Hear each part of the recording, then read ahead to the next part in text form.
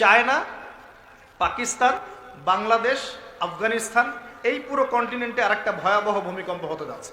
দ্রব্যের প্রচলন বাংলার মাটিতে বেশি না কম? কত বেশি? প্রচন্ড রকম বেশি। বেশি না? নগ্নতা, বেহায়াপনা বেশি না কম? গান বাজনা, বাদ্যযন্ত্র বেশি না কম? সংস্কৃতির দোহাই দিয়ে আমরা সবাইকে এগুলো শোনাচ্ছি কিনা? নগ্নতা, ব্লু ফিল্মস, পর্নোগ্রাফিতে আমরা কি পিছিয়ে নিয়ে এগিয়ে? করাপশন, দুর্নীতিতে আমরা কত নাম্বার? আজকে আসছি 12, আগে ছিল 13, আজকে হয়েছে 12। মাশাআল্লাহ, উন্নতি হয়েছে আমাদের। আচ্ছা, তারপরে এই যে আমানতের খেয়ানতে আমরা পটু না কম না বেশি? একটা হাতি উপর থেকে আস্তে আস্তে এখানে মাছি হয়ে যায় কিনা? একটা হাতি উপর থেকে আস্তে আস্তে মাছি হয়ে যায় কিনা? মানুষ সম্পদ লুটে পুটে খাচ্ছে কিনা? তো ভূমিকম্প আসার যে কারণগুলা, এগুলো তো আমরা ফার্স্ট।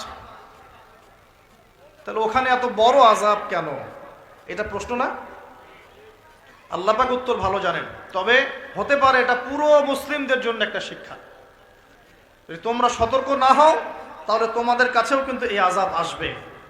আর ওই বিজ্ঞানী, যে বিজ্ঞানীর কথা বললাম, তার ব্যাপারে আজকে রিসার্চ করতে গিয়ে দেখলাম সে আরো একটা নিউজ দিয়েছে।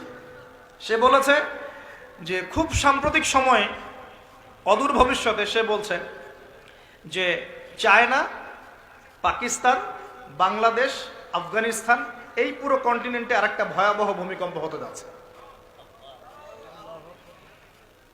দুটো প্রশ্ন করবো, সে কেমন করে এস্টিমেট করতে পারে আর তার কথা ফলতেছে কিভাবে? তবে সায়েন্স বলছে এবং কোরআন হাদিস থেকে আমরা এটাও দেখছি যে হ্যাঁ, ভূমিকম্প যে পাপের কারণে আসে, এই পাপগুলো আমরা কিন্তু করছি, কম বেশি সবাই করছি। আর 2 নাম্বার হচ্ছে যে টেকটনিক প্লেটের কথাগুলো বলা হয় বা এই যে ফ্রন্ট লাইনগুলোর কথা বলা হয়, এগুলোও কিন্তু আমাদের দেশ পাকিস্তান, আফগানিস্তান, চায়নার দিকে আছে, মায়ানমারের দিকে আছে। আর এটা হাদিস থেকে আমি জানি যে কিয়ামতের আগে আগে 3টা বড় বড় ভূমিকম্প হবে। কয়টা ভাই? 3টা। এই কিয়ামতের 10টা বড় আলামতের মধ্যে এই 3টা হচ্ছে অন্যতম। নবীজি বলেছেন, একটা হচ্ছে পৃথিবীর পূর্ব দিকে যেখানে আমরা বসবাস করি, Bangladesh, Pakistan, Sri Lanka, India, Myanmar, Indonesia, Malaysia, এই পূর্ব দিক, এদিকে একটা ভূমিধস হবে। একটা হলো পৃথিবীর পশ্চিমে, মানে ওই যে পশ্চিমা সভ্যতা, যেখানে যাওয়ার জন্য আপনি ব্যতিব্যস্ত হয়ে আছেন।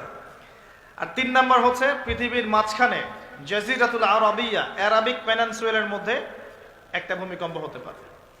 এই 3টা হবেই, রাসূল সাল্লাল্লাহু আলাইহি ওয়াসাল্লাম বলেছেন।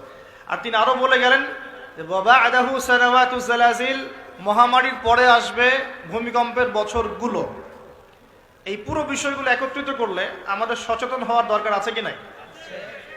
এখন কি আমরা সবাই 20-30 তলা বিল্ডিং বানানো শুরু করব? সচেতন মানে কি?